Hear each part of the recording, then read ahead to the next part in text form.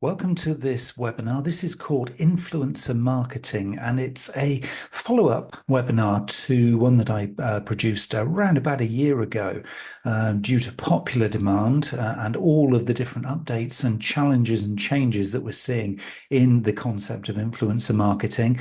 I've put together an update for you, which brings everything really up to date. And this is very much the latest research and thinking that I'm looking to share with you today. So when we talk about influencers, this was something I went into deeply in the previous session. It's really, really important to remember that we are looking at a host of different styles and types of influencers. So we're looking at mega influencers; those are known the world over. We're looking at macro influencers; they might be known at a national level. Very importantly, though, for most marketers, it is the micro influencer, the ones within your sector that are very, very significant, the thought leaders, the influential bloggers, those people who your audience listens to. And it might well be as well that you have a nano influencer, maybe somebody in your organization who is very influential at a very, very local level. The type of influencer marketing that typically we are looking to gain from here is that they can help us to reach, they can help us to establish relevance with our products and services in a marketplace, they can increase and enhance the resonance that our products and services have with those marketplaces, and hopefully, because of their engagement and their share of voice within those markets, they can enhance our engagement as a direct kind of association, if you like, with the influencer. So there are a number of roles that an influencer can take, and commonly within a marketing sense, they can become our brand ambassadors. They can be content creators on our behalf. There's certainly going to be opinion leaders. That is really one of the definitions of an influencer. They can help us to become social media strategists, and they can actually help us in the long-term gains that we see through socials. They can be product reviewers, and again, for many, that is where influencers have started to really take a great foothold, if you like, within the marketplaces that we're targeting. But they can also be event promotion and even attendance. So there is a digital essence here, but also a real world advantage of engaging with these individuals. There are many, many things that we need to consider, though. It isn't just a case of finding an influencer and then all will be well. There are certainly key ethical and legal considerations, and these have been, pretty much there the whole time we've been looking into this as an opportunity or a channel for our marketing. We need to be very, very open about disclosure and transparency, that these are influencers, they're representing us, and being really open and honest about the relationship we have with them. We need to, as we're working with them, establish intellectual property rights. I mean, who owns the conversation? Who owns the review, for example? We need to make sure that that is contractually bound with the influencer so that everybody's really clear about the relationship. Data privacy and protection comes in here without any doubt whatsoever. Again, truthfulness in advertising is certainly really a key consideration. And the contractual agreements that you have need to be watertight, but also very, very open and honest. There has to be a win-win to be really establishing a positive sense of your influencer relationships. Fair compensation, again, another thing on our checklist. All of these things have been there for quite some time, but fairly compensating the influencer for their efforts and their endeavors, as well as actually releasing almost, you could argue, their database, their audience into the field of view of our products and services. So fairly compensating them for that. It could be a free trial to the product and service, but it could also be monetary value. So you need to be establishing from the get-go what the compensation is. And also, as well, when you're thinking about your audience and you're thinking about the target audience, you're also thinking about your choice of influencer, bearing in mind diversity and inclusion. Who is suitable to be an influencer? Or if you're having a number of influencers, getting a nice cross section for your audience. Creating an effective influencer marketing strategy. Again, these are things that were covered in a huge amount of detail in the previous version of this particular webinar, and they still hold true. So you are looking to set clear goals and objectives. You're looking to establish the target audience and segmentation. You're looking to create a content plan, probably co-creating the content plan with the influencer. You're looking to align influencer marketing with the overall marketing strategy and involve, if you can, if it's commercially viable and a sensitive thing and it's appropriate, involve them in the overall marketing strategy. Influencers will really, really benefit in terms of their activities if they know the bigger picture that you're working to, because again, then they'll know and understand the context within which they're working. Set and manage budgets. Don't burn the budgets too early on. It may well be that if the influencer relationship starts to bear fruit, you might want to reinvest into it and maybe use it for the longer term. So therefore, managing budgets over time is really, really vital. Measuring and evaluating the success of your influencer marketing campaign is going to be crucial, not only to have that feel-good factor in the relationship if you're looking to extend it, but also to reflect back into the organization the value of influencer marketing versus the other things that you could be committing your resources to. So all of those things are definitely things that we have, certainly seen in influencer marketing for quite some time.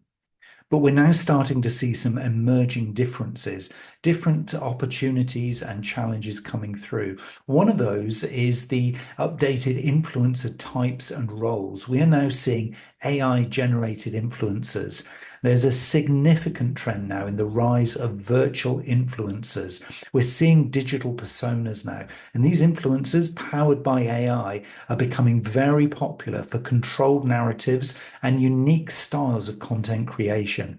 Just because it is an animated avatar does not mean that it's any less influential than a real person.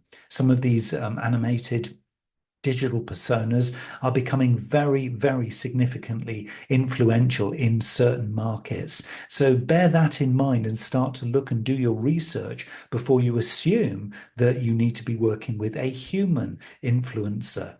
We're also seeing metaverse influencers as brands begin to experiment with marketing in virtual spaces like the metaverse. Many metaverses are available. Influencers who have a presence in this space, such as in games or in digital worlds, are now essential to include in your mix. It might be a step too far if certainly virtual spaces and digital VR is something that is a little bit beyond your kind of reach at the moment, then this is something maybe to factor into next year's considerations. It might not be right here, right now, but no, it is a thing. So metaverse influencers are becoming significant. So we're not just looking at people doing influencing over social media. This is now broadening out into all forms of communication across all different channels. We're also seeing sustainability and social impact influencers. Now, again, if you're starting to really build a sustainability presence within your marketing communications, influencers in the environmental, social justice, and sustainability spaces are continuing to grow in importance.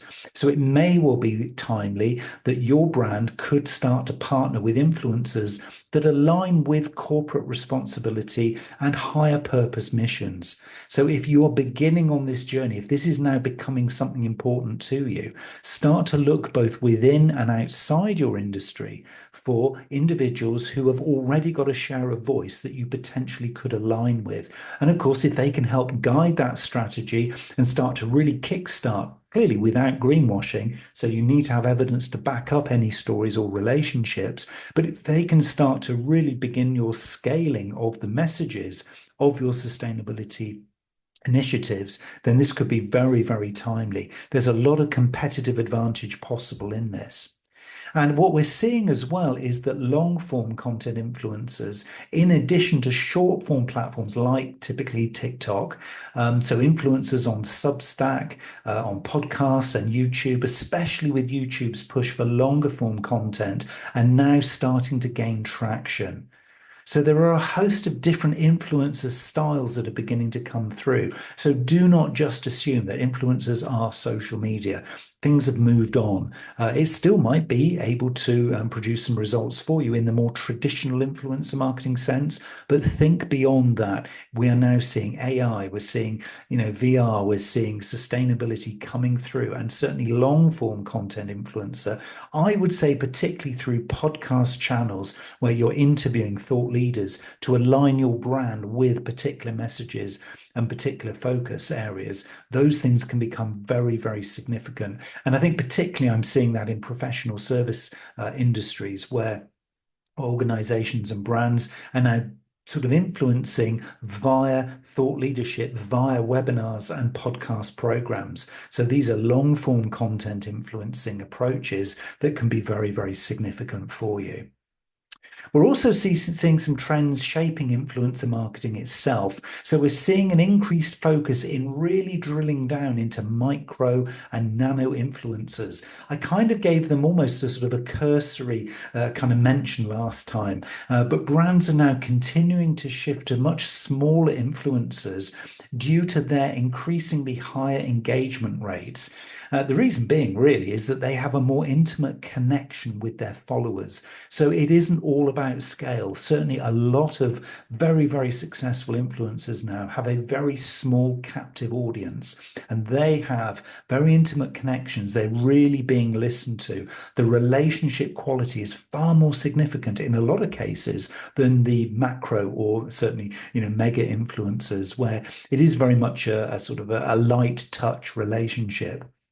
So brands are now beginning to leverage micro influencers in niche markets, particularly if you're looking to break into a new market where your brand presence is not really known. You can develop trust and brand loyalty very quickly and very effectively by selecting the right micro influencer in those marketplaces. Now, we might see journalists, bloggers, podcasters, thought leaders, and or anybody who is really active and really respected in that target market sector could be a good target for you. So you're going to need to do your research. You're going to need to go deep, but the opportunity is undoubtedly there. We're seeing AI-driven influencer discovery and campaign optimization. I mean, this is one of the big trends currently shaping influencer marketing. So when I say about doing the deep research, this is where you can start to use AI. AI tools like Grin and Influencity are coming through and being used to predict influencer success, identity fraud, i.e. fake followers, and better matching influencers with your brand by analyzing their past campaign performance. So this isn't just relying on who's got the most followers or who shouts the most. This is actually looking deeply using AI into their performance. So really getting a sense not only at a surface kind of quite shallow level of just the vanity statistics and vanity metrics, but actually looking at what difference are these influencers actually making in those marketplaces. That's going to be really, really significant and important. So I would say get there, start to do that as quickly as you can. We're also seeing another trend really emerging and very much gaining traction this year, which is commerce and shopping via social media. Influencers in this area are now starting to play a really central role in what we call social commerce, particularly through the likes of Instagram shops and TikTok's in-app shopping features and live streaming shopping events. Now, often, if you are in this particular, or you desire to be in this particular space, often this is a way of supercharging a launch into this space. If you are looking to get into social media commerce, then it is very, very often a very good idea to have your influencers who are already playing an active part there as a central piece in your launch campaigns, because you can almost sort of glide in seamlessly on their established presence. It can often be very hard and quite time consuming and very resource heavy to go it alone here. But if you can find some influencers who already have a trusted profile on some of these platforms, platforms in the audience area that you're looking to target, then this can be very, very effective. So again, do the research, find out who is already active in social commerce and who are actually actively stimulating sales, not just making lots of noise, not just doing unboxing and product reviews, but are actually targeting the audience that you want to. That is really, really important.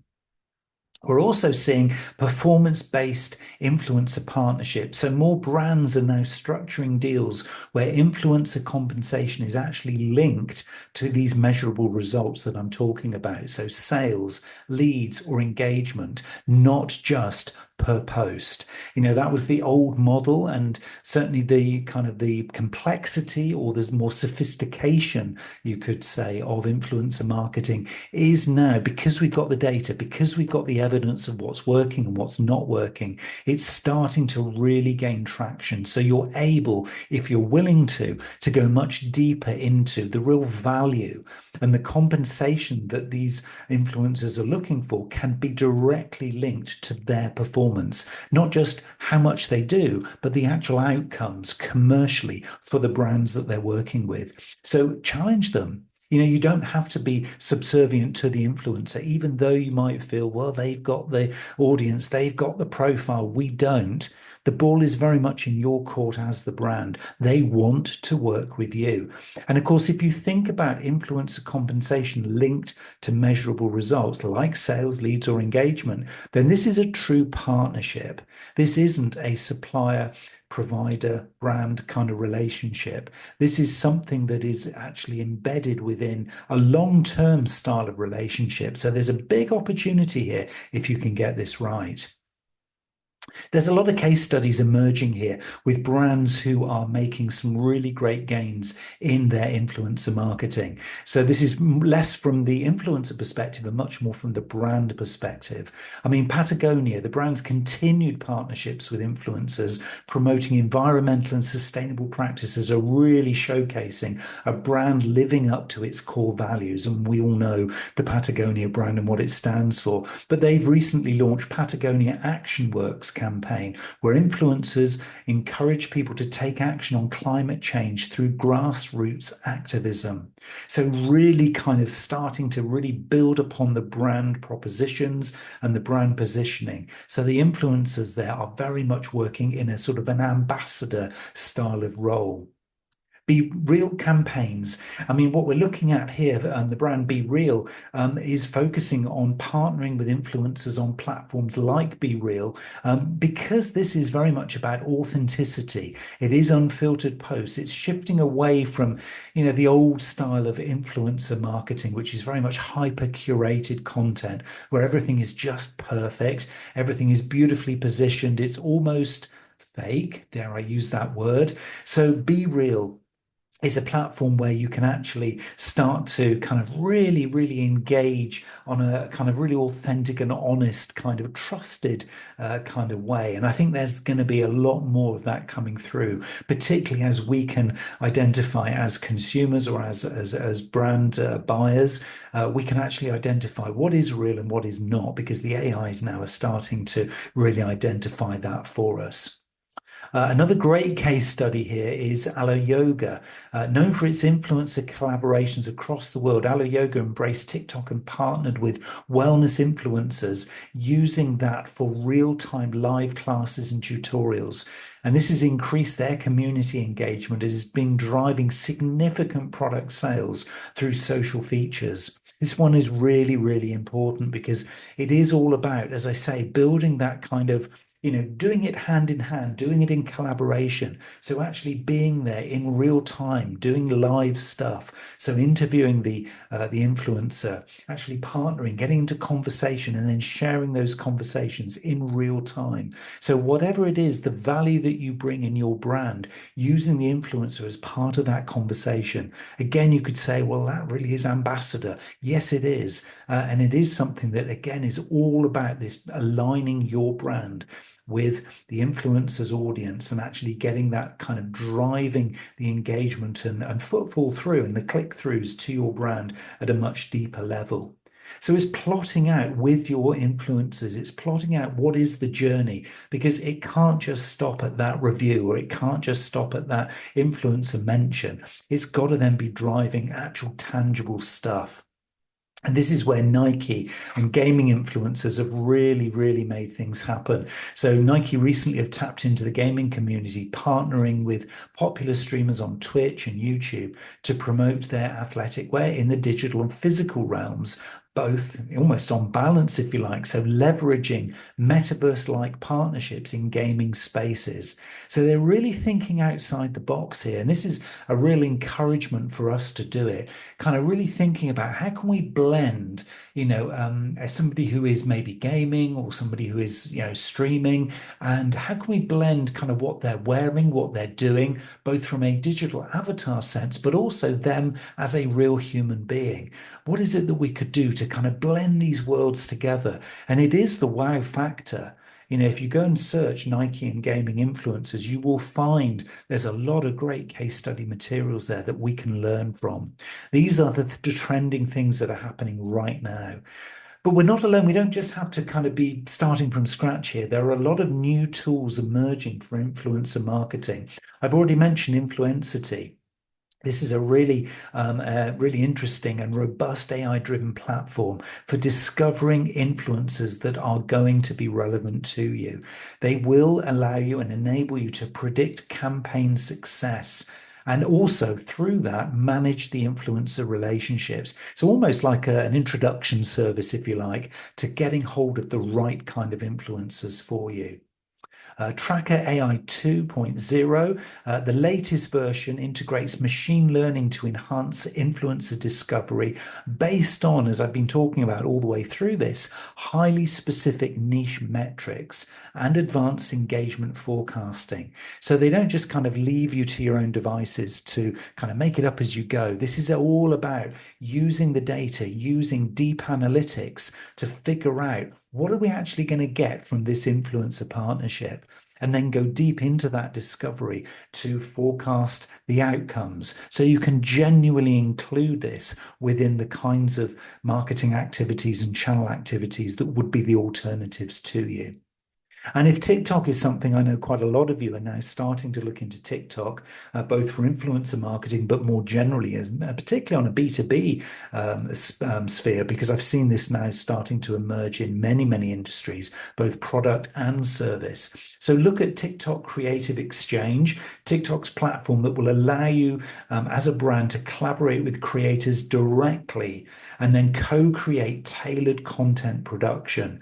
So this is a really interesting one here where you can really genuinely co-create content that is going to be meaningful for the audience. And of course, because it's part of the TikTok family or suite of services, it is going to be very much templated, ready to go. So that's almost like an out of the box offering for you that you can play with and test. So a lot of really interesting things there. Now, I did say a little earlier that legal and ethical considerations, with all of this borne in mind, are still going to be important. And they are. So we're seeing regulations now coming through on influencer created AI content, new regulations that are servicing, and particularly when it comes to things like deep fakes and synthetic media. So in influencer marketing, what we're looking to do here is keep on track with the trends here for ensuring that everything is transparent and ethical. So when you're using, particularly if you're going down the track of AI generated influencers, making sure that you're declaring that in the small print every time you publish something or every time you put some content out there. And there will be some stricter rules coming through around sponsored content. We know everything is now increasingly scrutinized. Influencers in the EU and the UK now face much stricter guidelines, including, as we know, a lot of us now in marketing, mandatory declarations of any products that have been gifted, not just paid sponsorships, but actually gifted. So these are going to now be included as part of regulatory updates that we're going to see coming through. So make sure you're diarying in to stay on board and up to date with this stuff as it evolves, because it's really important. Influencer campaigns and influencer marketing is very sensitive. Huge opportunities that we've already encountered here. And some of these updates are going to give you even more supercharged opportunities here. But you do have to be very mindful and aware of the challenges that you could be facing. So make sure that you're looking deeply into those and keeping on board with them. So just as a kind of a word of caution, not to strike fear into you, but just as a word of caution, some pitfalls to avoid. So inauthenticity with AI generated content. So with the AI influence growing, brands must balance technological novelty with the risk of being seen as inauthentic if you overuse synthetic personalities. So sense from your market the sentiment that you get back if you start to do this. Watch it like a hawk. Be really on board with what is happening if you go down the AI influencer route. It's fine to be using AI, obviously, for research, etc., but it's really, really important that you stay in touch with your market and with how they're kind of feeling as a result of this. That is really, really important if you go down that route. Ignoring emerging platforms, that would be a real pitfall to avoid because platforms like Lemonade, for example, and continuing growth of live streaming platforms such as Kick have become highly influential spaces. And so ignoring them, these emerging platforms, could mean missing out on reaching key demographics. So if your audience is into these kinds of spaces, these live streaming platforms could, from an influencer marketing perspective, open up huge arenas for your products and services. So make sure you're keeping on board with the latest ones as they emerge. It doesn't mean automatically you have to just jump on the latest thing and every time then you have to keep switching, but just keep watching, keep abreast of what is going on. It's really important. You don't want the competition to take a leapfrog ahead of you by just the fact that you weren't watching the market as it was evolving. And the other thing that we're seeing here as a clear kind of emerging thing is influencer fatigue, over reliance on influencers. If you are already in influencer marketing space, especially macro and celebrity influencers, this can result in diminishing returns.